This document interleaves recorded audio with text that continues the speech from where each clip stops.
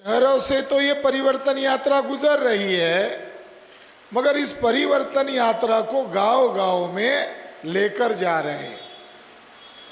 इसके पीछे मकसद ये है कि गांव में संगठन का नेटवर्क मजबूत करना और गांव के लोगों को ये जो धोखाधड़ी हो रही है, ये जो षड्यंत्र हो रहा है, ये बताना, ये भी इसके पीछे एक मकसद है।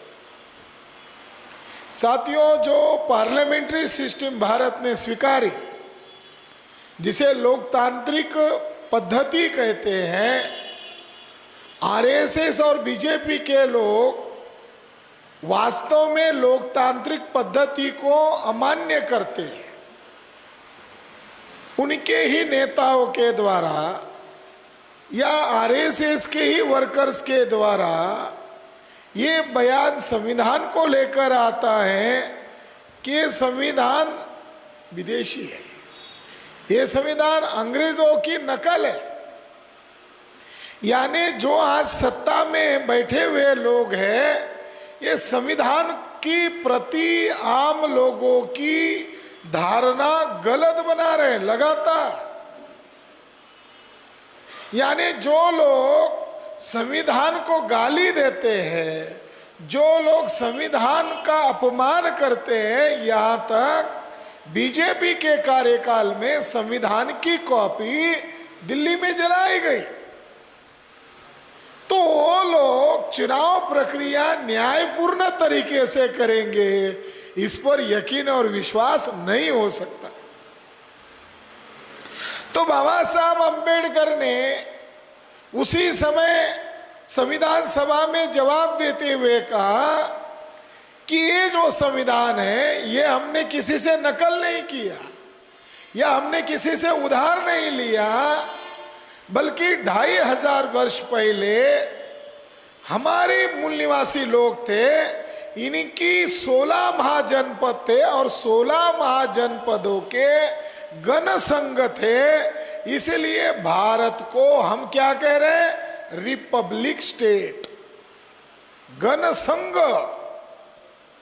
तो ये जो यूनियन है, ये गण संघ है। अब देख रहे हो अलग अलग राज्यों में बीजेपी के लोगों ने ईडी के द्वारा, सीबीआई के द्वारा न्यायपालिका का मिसयूज करके अलग अलग राज्यों की सत्ता पर भी कब्जा किया। यानी चुनाव से उन्होंने कब्जा तो देश में किया, मगर जो अलग अलग राज्य है वो लोगों को पहले सत्ता में हिस्सेदार किया। मगर जब बीजेपी के नीति का विरोध उन पार्टियों ने जनता के प्रेशर से किया, तो ईडी और सीबीआई या न्यायपालिका का मिसयूज करके अलग अलग राज्यों में फिर से बीजेपी की सत्ता लाने का काम इन ब्राह्मणों ने किया है। इसका मतलब ये है कि चुनाव आयोग का इस्तेमाल करने के कारण जो लोकतांत्रिक ढांचा है वो लगभग उन्होंने खत्म कर दिया है। न्यायपालिका के ऊपर प्रेशर होता था तो 5 जजेस प्रेस मीट किया और प्रेस मीट करके लोगों को कहा कि हमको प्रेशर में लाकर फैसला देते हैं, हमें प्रेशर में लाकर फैसला करने के लिए कहते हैं। ऐसा भारत के इतिहास में पहली बार हुआ था कि 5 सुप्रीम कोर्ट के जज प्रेस मीट आकर कहने लगे कि लोकतंत्र खत्म हो गया है।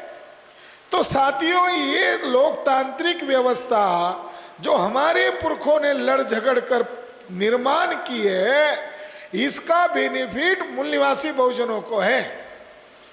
लोकतांत्रिक पद्धति का, डेमोक्रेसी का फायदा किसको है? जिसके पास वोट ज्यादा है उसको इसका फायदा है, और जिसके पास वोट नहीं है उसको इस लोकतांत्रिक प्रणाली से नुकसान है। 60 साल में क्या करते रहे? 60-65 साल क्या करते रहे?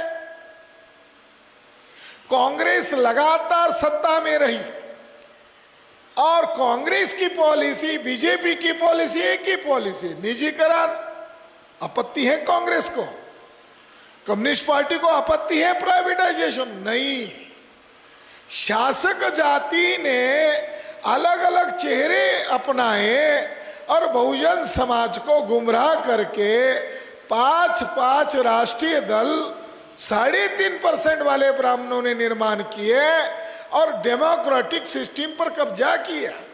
ईवीएम आने के पहले या तो कांग्रेस आती थी या बीजेपी जाती थी, या बीजेपी आती थी या कांग्रेस जाती थी। अब ईवीएम आने के बाद क्या हुआ?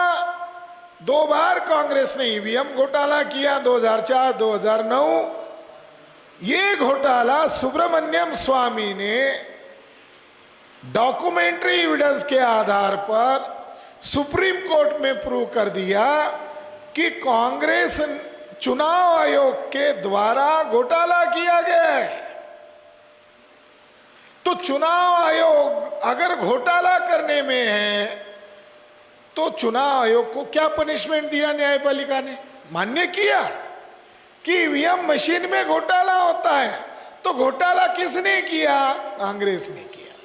अब उसको क्या पनिशमेंट मिला? कुछ पनिशमेंट नहीं मिला, बल्कि कांग्रेस के लोग आरएसएस मुख्यालय पर गए और मोहन भागवत को कहा, हमने 2 बार ईवीएम घोटाला किया है, आप भी 2 बार ईवीएम घोटाला करो, हमें कोई आपत्ति नहीं है, मगर ईवीएम से ही चुनाव करो, ताकि सत्ता के हिस्सेदार चाहे कांग्रेस रहे चाहे भाजपा रहे, मगर रीजनल पार्टी को हम हमारे मुताबिक इस्तेमाल करेंगे।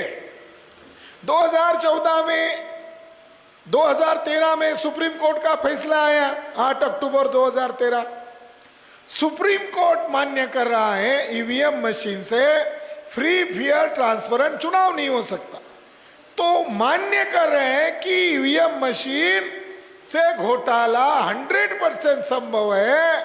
इसके लिए चुनाव आयोग ने दूसरा मशीन यानी वीवीपीएटी सिस्टम जोड़ने को कहा। वीवीपीएटी ये शॉर्ट फॉर्म है, उसका लॉन्ग फॉर्म है voter verification paper trial audit system. Short form है वीवीपीएटी यानी पर्ची निकलने वाली मशीन, ईवीएम मशीन यानी घोटाला करने वाली मशीन। तो जो घोटाला हो रहा है उस घोटाले को पकड़ने के लिए वीवीपीएटी सिस्टम लगाया। जब वीवीपीएटी सिस्टम लगाने का मामला आया तो कोर्ट मान्य कर रहा है 100% ईवीएम से घोटाला हो रहा है। तो 100% घोटाला पकड़ने के लिए पर्ची वाली मशीन लगाने को कहा। तो 2014 में लोकसभा का चुनाव हुआ। 2014 में अगर 100% ईवीएम है तो 100% वीवीपीएटी सिस्टम लगना चाहिए था कि नहीं लगना चाहिए था? लगना चाहिए था। कितना लगाया आम लोगों को मालूम ही नहीं है। गांव देहात के लोगों को ये पता ही नहीं है कि चुनाव कैसे हो रहा है। वो त्रस्त है, वो समस्याग्रस्त है, मगर समस्या की वजह पता नहीं है। ये है समस्या। 2014 में 0.33 यानी आधा % भी वीवीपीएटी नहीं लगाया, यानी 2014 में घोटाला हुआ। 2019 जब आया तब उसके पहले राष्ट्रीय अध्यक्ष वामसेप के माननीय वामन मेश्राम जी ने सुप्रीम कोर्ट में याचिका दायर की कि आप एक तरफ मान्य कर रहे हो ईवीएम मशीन में गड़बड़ी संभव है, इसलिए अपने पर्ची लगाने वाली वीवीपीएटी सिस्टम लगाई, मगर अमल में आई 0.33। तो इसका मतलब घोटाला हो चुका है और आने वाले चुनाव में क्या ऐसे ही होने वाला है? तो सुप्रीम कोर्ट को लगा कि हमको भी किसी ने पकड़ लिया है। तो उसने कहा कि वामन मेश्राम की डिमांड सही है, क्योंकि हम ही ने फैसला दिया है कि ईवीएम में गड़बड़ी है, इसलिए वीवीपीएटी लगाओ। तो इसको लगाने के लिए दिक्कत क्या है? चुनाव आयोग को सुप्रीम कोर्ट ने पूछा। चुनाव आयोग ने जवाब दिया, नरेंद्र मोदी चुनाव आयोग को पैसा नहीं दे रहे, वो मशीन खरीदने के लिए। तो वामन मेश्राम के केस पर जजमेंट देते हुए सुप्रीम कोर्ट ने आदेश दिया कि आने वाला चुनाव विदाउट वीवीपीएटी नहीं होगा, 100% वीवीपीएटी लगाओ।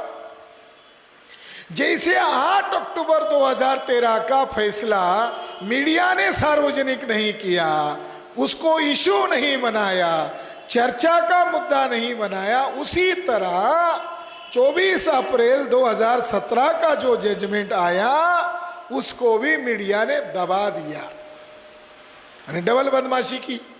2013 की खबर नहीं बताई, 2017 की खबर नहीं बताई। अब वामन मेश्राम जीत चुके, बीजेपी वालों को धोखा महसूस हुआ तो बीजेपी वालों ने कांग्रेस वालों को याद किया और उनको याद दिलाया आपका और हमारा समझौता हुआ है और समझौते में तय हुआ है जैसा आपने 2 बार ईवीएम घोटाला किया वैसा हम भी 2 बार करेंगे।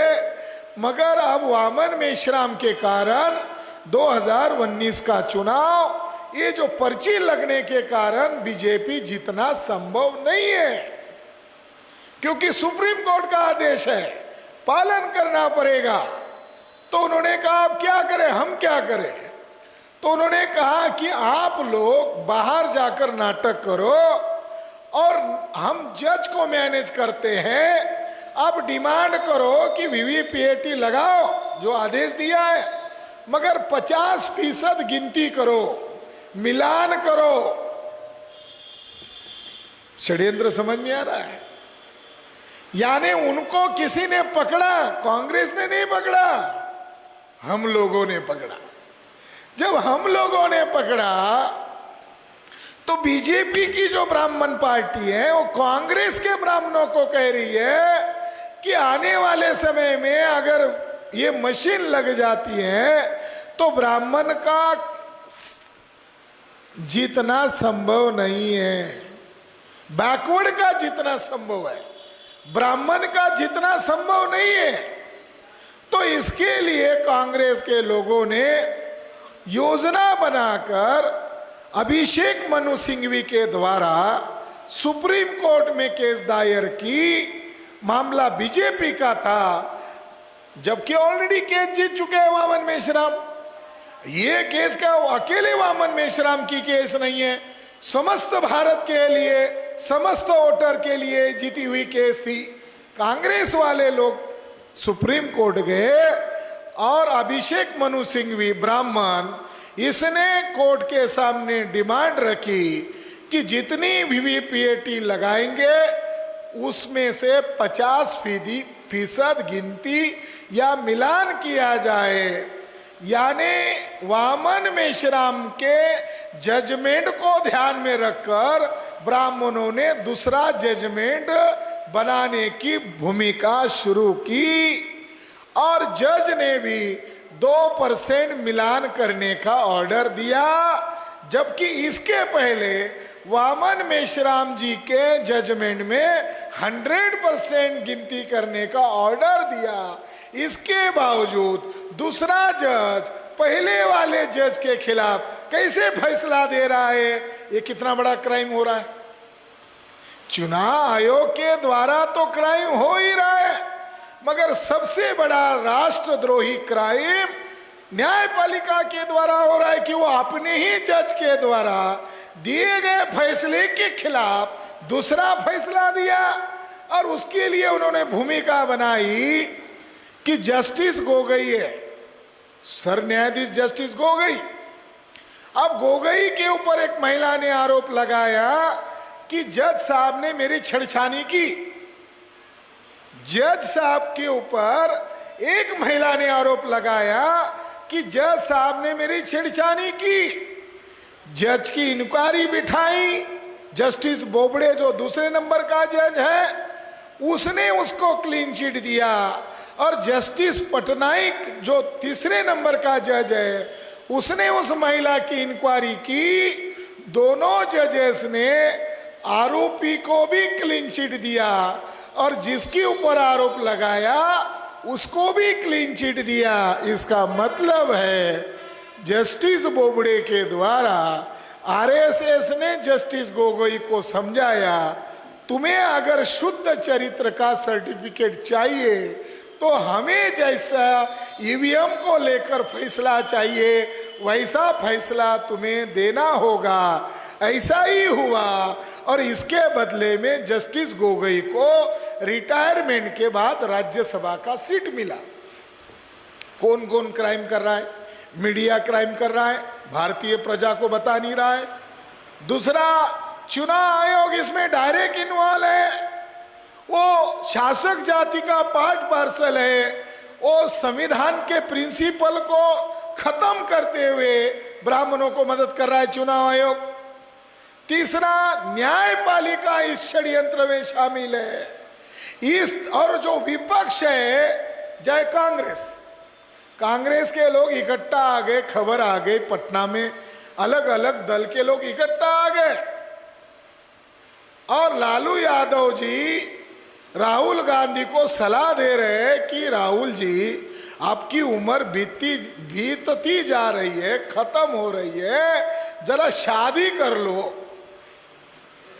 मीडिया वालों ने उनके अंदर क्या अंडरस्टैंडिंग हुई उसकी चर्चा नहीं की। राहुल गांधी की शादी के लिए क्या अलग अलग दल के लोग इकट्ठा हुए थे। ईवीएम को लेकर जो अलग अलग दल के जो लोग हैं, क्या उन्होंने कुछ फैसला लिया क्या? तो ईवीएम के खिलाफ विपक्ष बोल नहीं रहा है, क्योंकि कांग्रेस और बीजेपी का समझौता हुआ है। ये इस बात का सबूत है कि एक ब्राह्मण दूसरे ब्राह्मण को मदद कर रहा है, क्योंकि एक सांपनाथ एक नागनाथ है, तो सांप और नाग दोनों एक साथ हो रहे हैं। ईवीएम घोटाले के द्वारा बीजेपी सत्ता में 2 बार आई। इधर आप काशी बनारस नरेंद्र मोदी चुनाव के लिए खड़े हुए है, गुजरात के, मगर चुनाव के लिए वहां खड़े हुए बनारस से। और जब वो 2019 में वोट डाला गया तो उनकी सीट की वोटर्स लोगों की संख्या, मतदाताओं की संख्या उनकी सीट की 11 लाख है। कभी भी कोई 100% वोट नहीं होता, 50 कम से कम 50-55 होता है, मगर गिनती किया गया 100% को क्रॉस कर दिया। बड़ा गजब का मामला है। कम से कम 100% हो जाता तो हम मानते कि भाई चलो लोग ज्यादा जागरूक हो गए। वोट गिनती करने के बाद पता चला 1,87,000 वोट ज्यादा निकले। ये गांव देहात के लोगों को मालूम नहीं है। और ये यहां मैं बोल रहा हूं तो इसको लाइव टेलीकास्ट भी कर रहे हैं, देश दुनिया के लोग इसको सुन रहे हैं। ये ईवीएम भंडाफोड़ परिवर्तन यात्रा देश दुनिया के लोग भी देख रहे, सरकार के लोग भी देख रहे हैं कि प्रधानमंत्री चोरी करके चुन के आया, डाका डाल के चुन कर लाया गया। इतना बड़ा डिफरेंस तो कितना बड़ा डिफरेंस, 1,87,000 वोट का डिफरेंस। अभी यहां आपके उत्तर प्रदेश में 11 मेयर के चुनाव हुए, सारे के सारे बीजेपी चुनकर आए। समाजवादी पार्टी की तरफ से काजल निषाद नामक एक युवती चुनाव के लिए खड़ी हुई और उसकी खबर किसी भी मीडिया वालों ने नहीं बताई। सोशल मीडिया में वो जो लाइव हो रहा था तो लोग देख रहे थे। उसमें वो कह रही है कि मैं जिस चुनाव क्षेत्र से खड़ी हूं वहां वोटर्स की संख्या है 3.5 लाख, मगर गिनती की गई तो वोटर्स कितने मिले? 5 लाख। अभी महीना ही नहीं हुआ। अगर ये है, ये अगर आपके उत्तर प्रदेश में है तो 2024 का नजारा क्या होगा? जो पार्टियां, जिस पार्टी से वो महिला बोल रही है वो पार्टी भी बोलते हुए नजर नहीं आ रही है। इसीलिए साथियों, ये समस्या, विकराल समस्या ईवीएम के कारण बन गई है। रोजगार नहीं है, सरकार ने डिक्लेयर कर दिया, क्या डिक्लेयर कर दिया कि सरकार रोजगार नहीं देगा, इसलिए सारे उद्योग कंपनियां पूंजीपतियों को भेज दिया। अभी हमारे बहुजन समाज के बच्चे पढ़ाई तो कर रहे हैं मगर जॉब नहीं है, प्राइवेटाइज कर दिया। सरकार ने डिक्लेयर कर दिया स्वास्थ्य की जिम्मेदारी सरकार की नहीं है, मेडिकल सेक्टर का प्राइवेटाइजेशन पूंजीपतियों के हाथ में देना शुरू हो गया है, स्कूल का प्राइवेटाइजेशन शुरू हो गया है, किसानों के लिए काले कानून बनाए गए, किसानों ने लड़ाई लड़ी, उनकी जान गई दिल्ली में, 700 750 की तादाद में किसान मर गए, मगर उस किसानों के आंदोलनों को कुचल डाला गया। लड़कियों की इज्जत खतरे में है, बेटी बचाओ बेटी पढ़ाओ के नारे देने वाले लोग गांव देहात में, उत्तर भारत में, उत्तर प्रदेश में रेप होता है मगर थानेदार पुलिस एफआईआर तक लेने के लिए तैयार नहीं है। यह हालत उत्तर प्रदेश में है। जो इंटरनेशनल खिलाड़ी लोग हैं वो आंदोलन कर रहे हैं तो दुनिया वालों को पता चला, मगर नरेंद्र मोदी ने परसों कहा अमेरिका में कि भारत में लोकतंत्र है, यहां लोग आंदोलन कर रहे हैं, दुनिया वाले देख रहे हैं, और मगर भारत का प्रधानमंत्री कह रहा है भारत में लोकतंत्र जिंदा है। ईवीएम के द्वारा लोकतंत्र की हत्या कर दी जा रही है, लगभग कर दी गई है। तो ईवीएम मशीन भंडाफोड़ परिवर्तन यात्रा के द्वारा आप लोगों को हताश और मायूस करने के लिए जानकारी नहीं बता रहे, जो रियलिटी है उसको हमें स्वीकारना होगा। फिर करना क्या है, ये उसका दूसरा रास्ता है। तो इस ईवीएम भंडाफोड़ परिवर्तन यात्रा के द्वारा यही संदेश गांव गांव तक आपको फैलाना है कि माननीय वामन मेश्राम साहब ने ऐलान किया है कि ईवीएम मशीन में वीवीपीएटी लगा रहे हो मगर 100% गिनती नहीं कर रहे हो, तो इस घोटाला तो कंफर्म है। तो 2024 में अगर आरएसएस बीजेपी को रोकना है तो वाम से भारत मुक्ति मोर्चा, बहुजन क्रांति मोर्चा और तमाम अपसूट विंग के लोग 6.5 लाख गांवों में इस बात का प्रचार और प्रसार कर रहे हैं कि ईवीएम को लेकर भारत बंद करना होगा। अगर वो हमारी बात को नहीं मान रहे तो बड़ी एक्शन करना होगा, भारत बंद जैसा बड़ा एक्शन करना होगा। 5 लाख लोगों का मोर्चा चुनाव आयोग के कार्यालय पर लेकर जाना होगा। अगर नहीं मानते हैं तो 2024 में 15 लाख बूथ है, 15 लाख ईवीएम मशीन है, 15 लाख बूथ है, 15 लाख बूथ पर जाएंगे वोट डालने के नाम पर। नारियल फोड़ने का तो अनुभव है हमारी बहुजन समाज को, अब उसको ईवीएम फोड़ने के लिए कौन सा ट्रेनिंग देने की जरूरत है? जिनको नारियल फोड़ने आता है उनको ईवीएम फोड़ने के लिए कौन सी ट्रेनिंग देने की जरूरत है? हम इधर बोल ही रहे थे तो कर्नाटक में लोगों ने सड़क पर ईवीएम फोड़ना शुरू किया था।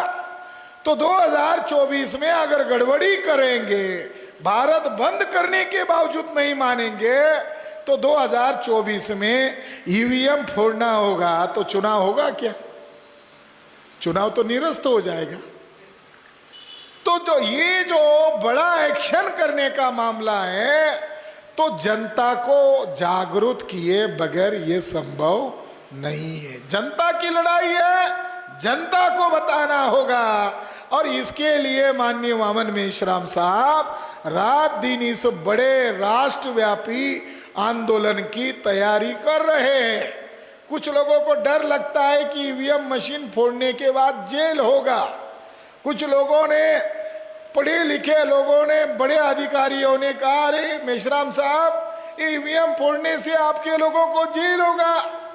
तो मेश्राम साहब ने उनको कहा कि आप मेरे मित्र हो और आप मुझे सलाह दे रहे हो, धन्यवाद, मगर गांधी जी अंग्रेजों के कानून को तोड़ते तोड़ते जेल गए, ब्रिटिश लोगों के खिलाफ लड़ते लड़ते ये लोग, हमारे दुश्मन लोग लड़ते लड़ते जेल गए।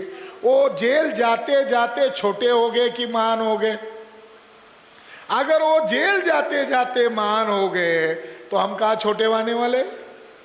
हमारी आने वाली नस्लों को बचाने के लिए हम बड़ी से बड़ी कुर्बानी देने के लिए तैयार हैं। इसलिए जो भी परिस्थिति आ जाए हम उन परिस्थिति का डटकर मुकाबला करके ये ईवीएम भंडाफोड़ परिवर्तन यात्रा चला रहे, क्योंकि हमारे पीछे जिले का संगठन नहीं है। 31 राज्यों में हमारा संगठन है, 550 जिलों में, 4500 तहसीलों में। तो गांव गांव में केवल आपको मैसेज फैलाना होगा, ये काम आपको करना चाहिए। अभी नागपुर में मेश्राम साहब ने ऐलान किया कि जो लोग ईवीएम मशीन फोड़ेंगे और जिनको जेल होगी, हमारे लोग उनकी जमानत लेकर उनको रिहा करेंगे, और जो लोगों को जेल होगी ईवीएम फोड़ने के मामले में और उनको जमानत लेकर हम रिहा करेंगे, उनको संगठन देशभक्त घोषित करेगा। अभी देशभक्त का मामला है, देशभक्ति का मामला है, केवल संगठन चलाने का मामला नहीं है, आंदोलन करने का मामला है। प्रबोधन से संगठन बनता है, मगर एक्शन से लाखों करोड़ों तक उसका मैसेज जाता है। जैसे 6 अक्टूबर को नागपुर के हेडक्वार्टर पर मोर्चा निकाला था, भारत सरकार नकारा सरकार है, उन्होंने 183 रेल को रद्द किया था, नॉर्थ इंडिया और साउथ इंडिया की, जो नागपुर की तरफ जा रही है। इसके बावजूद 4.5 लाख लोग नागपुर में आए। आपके जिले के भी लोग आए होंगे। साथियों, लड़ाई लड़ा कि नहीं? ये लड़ाई लड़ने का मामला है। और जो नेतृत्व है हमारा, हमें गर्व और फक्र है कि दुश्मन के हर दावपेच को काउंटर दावपेच में जवाब दे रहे हैं हम लोग। ये 2024 में ये जो ईवीएम घोटाला होने वाला है, इसको काउंटर दावपेच कोई नेतृत्व करता हुआ नजर आ रहा है क्या? कोई बात तक करने के लिए तैयार नहीं है ईवीएम को लेकर। तो आने वाले समय में हमें बड़ी लड़ाई लड़नी होगी। हमारे महापुरुषों ने, महात्मा ज्योतिबा फुले, शाहू छत्रपति महाराज, डॉक्टर बाबा साहब अम्बेडकर, इन्होंने 108 साल आंदोलन चलाया, और 108 साल आंदोलन चलाने के बाद हमारे लोगों को SC ST OBC को अधिकार मिले। 17 अगस्त 1952 को बाबा साहब अम्बेडकर ने अपने आंदोलन की समीक्षा की, और समीक्षा करते हुए कार्यकर्ताओं को मैसेज दिया, मेरे नाम का जय जयकार मत करो। बाबा साहब अम्बेडकर ने कहा, मेरे नाम का केवल जय जयकार मत करो। मैंने जिस मकसद के लिए अपनी जीवन जिंदगी लगाई है, उसी मकसद के लिए आप अपनी जवानी लगा दो, इसी में आपका उद्धार होगा। मेरी तस्वीर लगाकर भक्ति करने से आपका उद्धार होने वाला नहीं है। उत्तर भारत में जो नेता नीला गमछा डालकर नारे लगवाते, एक बार नहीं 10 बार जय जय जय जय जय भीम, अरे तो नारा है, जय भीम कब होने वाली है? मैदान में उतरना होगा। दुश्मन के साथ लड़ने के लिए समाज को संगठित करना होगा, और संगठित ताकत का रणनीति बनाकर इस्तेमाल करना होगा। जैसे हमने RSS के मुख्यालय पर मोर्चा लेकर गए, उसके बाद भागवत ने कहा कि RSS का मुख्यालय अब नागपुर से हम लोग अयोध्या शिफ्ट करने वाले हैं। इतनी फट गई। लोग बोलते हैं आपका संगठन कितना बढ़ गया, कितना बढ़ गया। अरे उन दुश्मनों की इतनी फट गई कि नागपुर से मुख्यालय अयोध्या में शिफ्ट कर रहे हैं। क्या हमारा यह संगठन नहीं है? वो तो अंडमान निकोबार में भी लेकर गए, तो उधर भी हमारा संगठन है, तो यहां भी मोर्चा लेके जाएंगे। तो साथियों, ये लड़ाई सिद्धांत की है, उद्देश्य की है, और सिद्धांत और उद्देश्य किसी के मोहताज नहीं होते, उनके लिए संख्या मायने नहीं है। मगर सिद्धांत को मानने वाला जो अनुयायी वर्ग होता है, वही समाज पर असरदारी होता है।